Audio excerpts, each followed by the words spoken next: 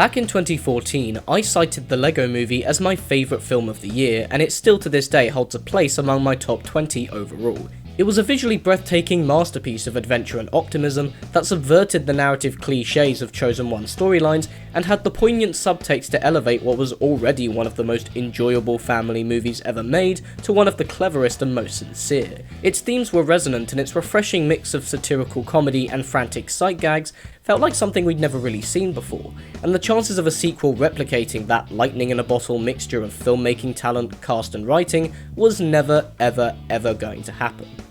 But that doesn't mean you can't still get pretty close. In similar spirit to the original film, the most immediately surprising thing about the Lego Batman movie is that it got greenlit at all. Just as the studio and toy conglomerate had everything to lose on an animated action comedy based on a children's product that could very easily have been passed off as a depth-deprived product placement extravaganza, that Warner Brothers has had the sheer audacity to release another one with the intention of outright making light of Batman in a time when DC only seems to want to constantly reinforce the same super serious, super grim and gritty shock factor of the character's 80s phase, even while the current live-action incarnation is still killing his enemies left, right and centre in horribly violent ways, shouldn't really make any sense, but they've gone and done it anyway.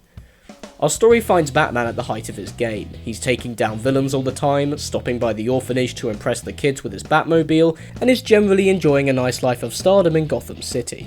But not all is as great as it seems. When back home at Wayne Manor on a secluded island, he begins his daily routine of eating microwave lobster thermidors, watching Jerry Maguire by himself, and of course, reminiscing about his dead parents. Meanwhile, as Barbara Gordon takes over as police commissioner, a plan is proposed for Batman and the Force to team up and work together, much to his dismay.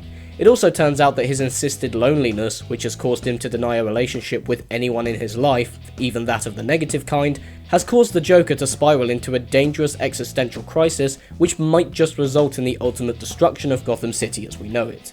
Fortunately, in a moment of not really paying attention, Bruce Wayne accidentally adopts orphan Dick Grayson as his adopted son, and when Alfred lets him into the Batcave, as he so often does, he insists on helping the caped crusader take his enemies down.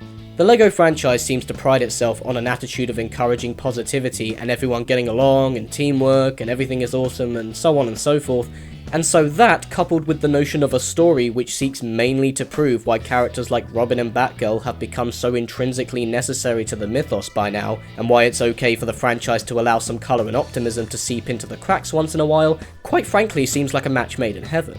And within its first few minutes, the flick very much proves that that's what we're in for. After voicing over the opening credits mocking the overly dramatic conventions of not only his recent films, but pretty much any self-serious feature, we get a huge elaborate setup of every villain you could conceivably think of doing their usual shtick, and then Batman gloriously entering kicking all kinds of ass while singing a self-indulgent song about how awesome and invincible he is, while constant reference to the absurdities of his material dating back to the late 30s gets thrown at you, and it's absolutely hilarious, the kind of irreverent, super enjoyable celebratory gag fest that seems impossible not to grin at the entire time. It gives every indication that LEGO Batman might just be as positively enjoyable as its predecessor, and in the moments when the only thing it wants to do is entertain audiences, that's exactly what it does. It's balls to the wall, hilarious, visually stimulating splendor. Who would have guessed then that its problems would arise the second it starts trying to be a real movie, as in one with an actual narrative and emotional centre? Right when it's on a huge high, somebody plays the story card, and it instantly stops dead in its tracks. It's worth noting that neither Phil Lord or Chris Miller, the writer-directors of the last movie, returned for this occasion, and that directing duties were handed over to Chris McKay of Robot Chicken fame, and the script is credited to 5 writers, whose works range from just plain bad to surprisingly okay blockbusters, and this is most likely where things went wrong this time. If there's anything significant holding the LEGO Batman movie back from achieving the quality of its predecessor, it's its approach to story. Oh, don't get me wrong, the premise is gold. You want to tell me why it's important for the property to lighten the fuck up once in a while? Brilliant, sounds right up my alley, I eat that stuff up. But whereas the first movie built trust with its audience by using a fun, adventurous story with likeable characters as a jumping off point to then reveal its more substantial narrative purpose and thematic intentions, Lego Batman literally explains to us precisely what the character needs to realise and overcome within the first 15 minutes, essentially detailing the upcoming narrative, and it reeks of the filmmakers trying to overcompensate in fear of their younger audience members not following it properly. I mean, Alfred literally sits Batman down and outlines to him where he currently is in his character arc and where he'll be by the end of the picture. It's like seeing something spoiled in the trailer for a film and then watching the movie itself try to build anticipation towards that same reveal you've already seen. It's really tedious. We're all a step ahead of the film and are just waiting for the thing to catch up. Which means we get a couple funny scenes of Batman half-heartedly bringing Robin into his life of fighting crime, and one actually really enjoyable sequence of the two infiltrating the Fortress of Solitude, and then Barbara Gordon comes in to reinforce the family plot, and we go back to watching Batman refuse to acknowledge something that we the audience have already been told and are waiting for him to resolve. It's boring. It also shouldn't go unsaid that while the first film masterfully executed a legitimate heart-on-sleeve sentimentality without devolving into just eye-rolling, difficult-to-watch cheesiness, when this movie attempts those same emotional beats, it's utterly cringeworthy. Fortunately, the cast, as expected, is great. Will Arnett continues to achieve that satirical edge of mocking the absurdities in misappropriating children's material for adults in the name of maturity, through characterizing Batman as basically a man-child, even to the point where he can't quite seem to live without his cowl on, and it really is a hilarious portrayal. I enjoyed Zach Galifianakis bringing a more humane, grounded voice to the Joker, and Michael Cera does a surprisingly competent job as Robin. I will say that one of the best things about the LEGO features is the way the filmmakers so playfully dip into alternative characters and properties, like a child literally pulling whatever they can find out of a huge toy box to see what sticks, and LEGO Batman definitely follows that same mindset, drawing from the character's huge history of different incarnations, radical costumes, and obscure as hell villains that's sure to please enthusiasts.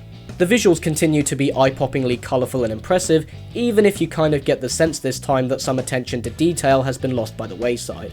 I do understand why there's less emphasis this time on the more tactile close-ups of fingerprints and smudges, since this is not that same story, and make no mistake, any reference to the nature of our character's existence or the man upstairs is nowhere to be found on this occasion. But the photorealistic look was such a unique aesthetic, and I must admit, it's majorly disappointing to see that water in the LEGO universe now just looks like normal water. I can imagine I'm going to get some people arguing about how it's a kids movie and that's why the film frustratingly holds your hand the entire time, but that only points towards the inevitable question: who is the LEGO Batman movie for? It waters down the dialogue for minors to follow, yet constantly operates on a dry sense of awkward humour that only adults will appreciate, while juggling a ton of references that only die-hard fans will understand. In the screening that I went to, the children were constantly asking questions.